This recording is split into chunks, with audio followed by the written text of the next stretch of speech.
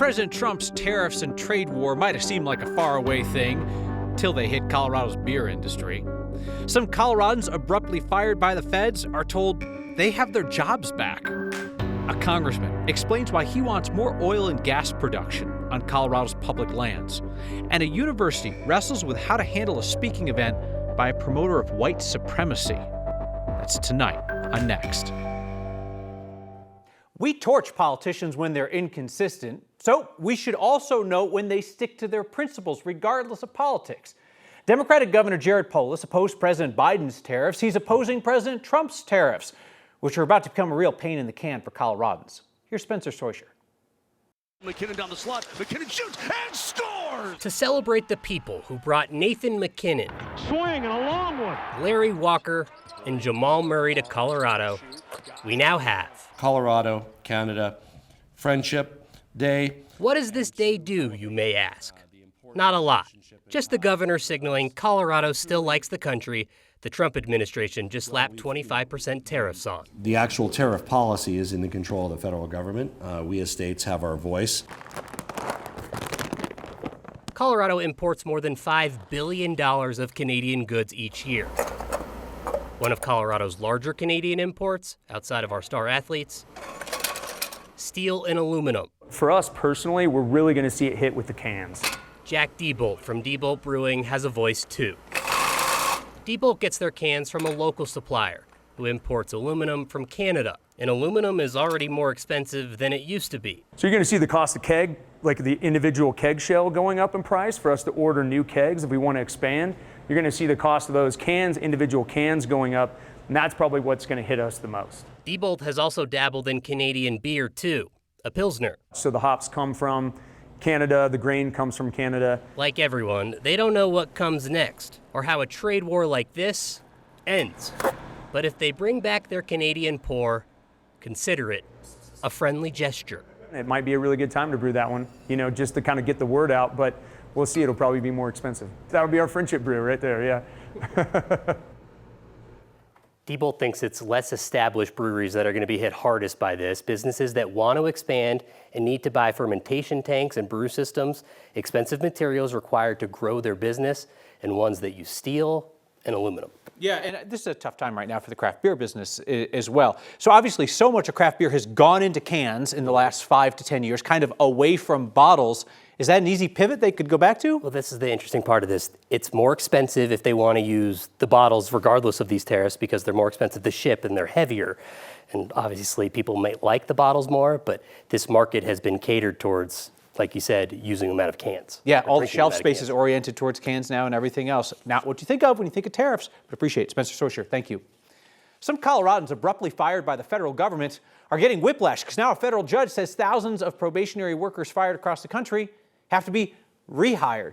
And the judge seemed ticked about this too. Called the firings a sham, said the Trump administration used a loophole to fire those probationary workers, citing poor performance, even if they were doing a great job. This ruling only impacts workers fired from 6 agencies right now, including the VA, Defense Department, and the Department of Energy, which is led by Chris Wright, an oil and gas executive from Denver. The order does appear to cover the fired national parks workers in Colorado, as well as the 100 IRS employees recently laid off in Denver. Judge said that he's open to expanding this rehire ruling to include other federal agencies. Only one of Colorado's 4 Republicans in Congress have suggested any hesitation about the way that Trump and Elon Musk are dismantling government agencies. Congressman Jeff Hurd, who represents Colorado's Western Slope, says that he wants to cut, quote-unquote, bureaucratic positions in D.C., but he told us he's worried about losing federal jobs in his district. I am very sympathetic and support the Trump administration's view that we need to make government more efficient and more effective. We just need to make sure we're doing it the right way. And I've been clear that the right way is not cutting the boots on the ground, the people that are actually doing the work to take care of our public lands and deliver the services that we as citizens rely on. So we'll have to see exactly how this plays out in the court system, but it's certainly something that I've expressed concern about in the past. Hurd's co-sponsored legislation that would allow fired probationary employees to reclaim their seniority if they are rehired by the federal government. His district is likely to particularly feel the impacts of federal cuts, especially when you consider potential layoffs at the Forest Service and Bureau of Land Management on the Western Slope. They manage 6 national forests in the district, along with a bunch of other public lands. Hurd's focus so far in his first term has been changing the way those public lands are managed. This week he introduced the Productive Public Lands Act, which would force a reevaluation of Biden-era restrictions on drilling, economic development, agriculture, and recreational activities on 2.3 million acres of BLM land in Colorado. Now, critics of his idea, like the conservation advocacy group, the Center for Western Priorities, say basically this is Congress micromanaging the lands and that local land management decisions should be left to the local experts, the ecologists and the biologists and the land managers. Hurd says part of this is that he wants more energy production out of those public lands from a state that already has one of the biggest oil and gas footprints in the U.S. The restrictions that the Biden administration put in place, they threaten jobs, they increase energy prices, and they reduce local revenue to governments. And essentially, they lock up the land in a way that I don't think is consistent with the sort of multiple use mandate that we have in federal law. And so this legislation would simply instruct the Bureau of Land Management to revisit those decisions and implement public policy with respect to our federal lands that makes sense for not just energy, but also for outdoor recreation and for agriculture and for those that appreciate the beauty of our Western landscape. Some Republicans in Congress and some Trump allies have floated the idea of selling off public lands to help offset the deficit. Hurd told us today that's something he's not likely going to support. Colorado Mesa University has a new Western Culture Club. I was thinking like cowboys and pioneers, but that wasn't quite white. This Western Culture Club is bringing in a speaker named Jared Taylor, described by the Southern Poverty Law Center as crudely white supremacist, a guy whose organization spews racism and eugenics. Taylor's the president of the New Century Foundation and editor of its publication, The American Renaissance, which covers, quote, interracial crime, race difference, white advocacy, anti-white racism, and white identity. That's what Western Culture Club means. CMU President John Marshall told us he's not going to dictate who student clubs can invite to speak. He did call Taylor's views abhorrent. President Marshall said he will not be going to this speech, yet he said canceling it would be a slippery slope for free speech on campus. Where does it start and stop? Who is it that gets to decide who gets to speak and which ideas are acceptable and unacceptable? As it turns out, racist, backwards, retrograde ideas are not hard to beat. They're easy to defeat if we allow just a little bit of discussion to work through exactly why they're so wrong. But canceling, censoring, silencing actually takes those ideas, pushes them into the underground, and lets them metastasize. As for possible protests, President Marshall said he hopes that the students who choose to go to the event, quote, peacefully and respectfully demonstrate kindness and goodness.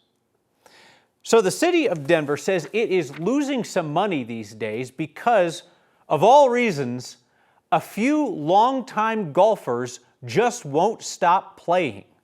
14 people who got an annual pass about 20 years ago and never let it go. Here's Evan Krugel. Let's see. What do we got here?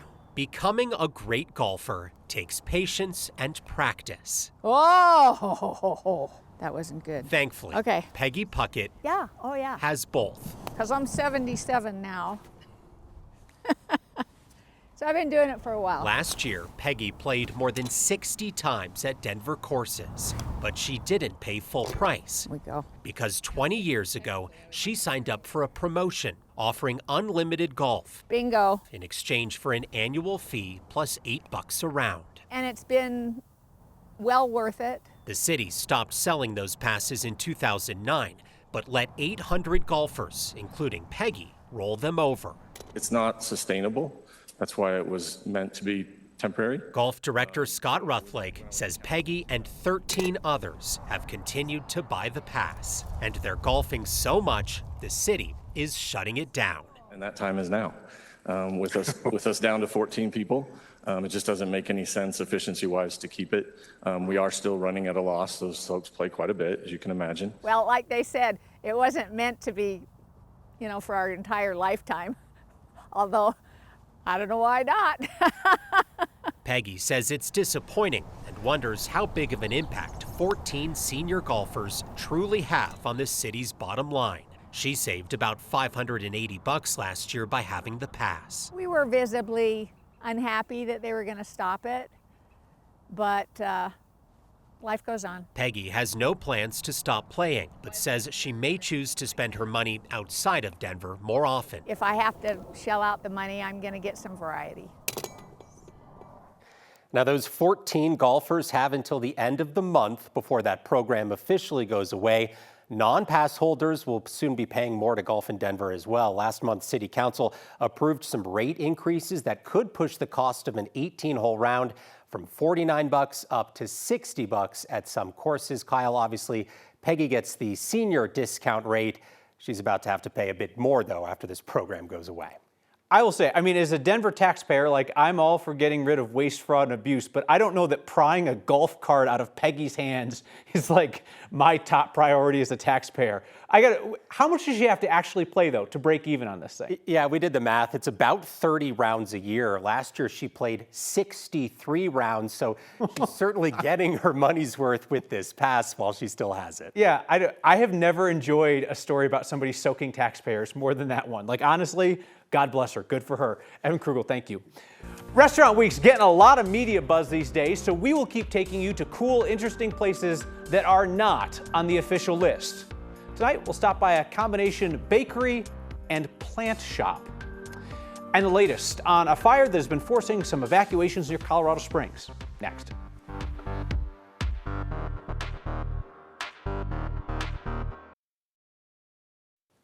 Warm and dry out there. That, of course, means fire danger, and there's a wildfire east of the Colorado Springs airport that's led to some evacuations, a couple road closures. They're calling this the Meridian Fire. The El Paso County Sheriff's Office says the fire's gone through 3,000 acres, talking about 5 square miles. It's destroyed 3 outbuildings at this point, no homes. The fire is west of Schriever Space Force Base. There are no evacuations on the base right now. That fire is about 30% contained. Let's bring in 9 News meteorologist Kathy Sabin to talk about, among other things, what we're looking at in terms of fire weather for the next little bit. The fire managers in the El Paso County area are trying to get a jump on this grass fire, and they did manage to get the one out near Garden of the Gods, but the winds are coming. We've had that storm slow down a little bit, so we haven't seen the worst of the wind yet, but now increasing clouds signaling the arrival of a storm that may block the lunar eclipse tonight. A full moon, the bloodworm moon. Moon is fully shaded just after midnight through about 1:30 in the morning, and in comes the storm with cloud cover. There's about a 50-50 shot of seeing it. Notice there's clouds and clearing. That will be the trend throughout the evening. The numbers today, we were close to 70 in Denver, close to 80 in southern Colorado. Tinder dry conditions and red flag warnings out for high fire danger. The winds are increasing out of the southwest, so we also have, along with elevated fire danger, we have high wind warnings that cover these same areas into western Nebraska and Kansas. When that area of low pressure moves out of Colorado tomorrow, sets up in Kansas, the low barometric pressure is going to create winds to 65 miles per hour across eastern Colorado. Here's the cloud cover coming in now. We're seeing a little bit of rain and snow ahead of this system, but travel in and out of the mountains tonight is fine.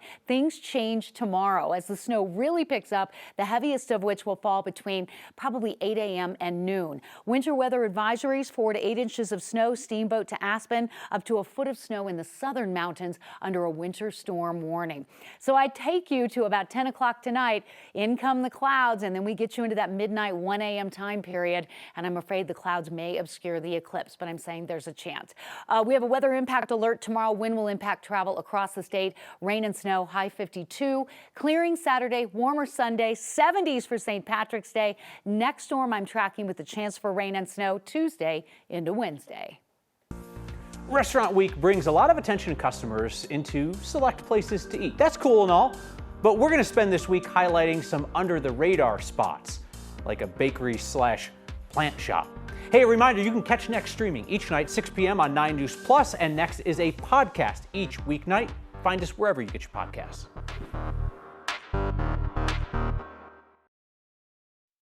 A combination bakery and plant shop would seem an odd combo until you hear that the owner of that spot in Wheat Ridge left his job as a chef to start an online cactus selling business during the pandemic. Then years later, Matt Doolin is back to baking bread, added pastries, kept the plants. I wanted it to get to this.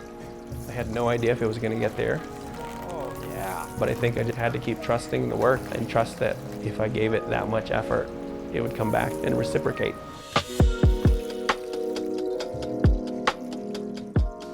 I think if I look at the story of this place, the only story that gets repeated a lot of times is like local cottage bakery turns to brick and mortar. They neglect the 20 years of background. They neglect all the odds and ends, things that led to the personality type of the shop. Do you find yourself introspective? Absolutely, yeah. I developed that probably more so in like my late high school and like early 20s. Like I come from a little bit of a broken home. My family all struggled with drug abuse, and that inevitably made the house crumble, which I think showed me a life that I never wanted to go to. So for me, it kind of gave me this incessant drive to never be in that spot. I feel like I had developed a reputation of not staying put. And it started in my 20s, where I would travel around the country on a bicycle. My first trip was from Fort Collins to Cedar Rapids, Iowa, to go like surprise my dad. He was a little frustrated, like I didn't go to college and didn't stick it out. And my goal was to be like, look, I'm gonna do that, but in my own way. I'm gonna ride a bike and just surprise him. I showed up in Iowa, but then it would rain for like 3 days, so my chain would slip every time it was raining. And I called him from the Iowa Welcome Center. I was like, look, I'm in Iowa. I only have a bike. Dog's with me. Can you come pick me up? And it's kind of like a defeating moment, but at the same time, I was like, that was the first time I'd ever just like jumped and went after an idea that had always just been like a super far-fetched dream. It was like the opening of a door. You just see more and more the capacity that you have. As I hit 30, I wanted to have a family. I wanted to have a life outside of work. I knew that if I wanted to create something that's gonna stand the test of time, I needed to stay put and actually do work on creating that foundation. And I'd like for it to be an inspiration to other people who are like, man, I just really want to do this. And it's like, I want to be that voice that says, you should just really do that. This winding path of my 20s that never made sense of why so many offshoots all of a sudden like just came together in this one little shop. Everything led up to this moment. A stop at Get Right's Bakery in Wheat Ridge. Thanks to our photojournalist, Chris Hansen. Marilyn has feedback. I'll have it for you next. Heard from a bunch of you who seem to agree that Denver's fiscal problems are not going to be solved by stripping lifetime golf passes away from 14 older folks who still have them. Kate says these longtime pass golfers should get recognition for their years-long promotion of the sport. Kate says it's always great to see people out on the courses. And Patricia says, why can't they just let these people have their passes for life? They've been loyal golfers. It could be such a goodwill gesture, right? It feels like a no-brainer. Of all the things to nickel and dime, some older person who loves playing golf.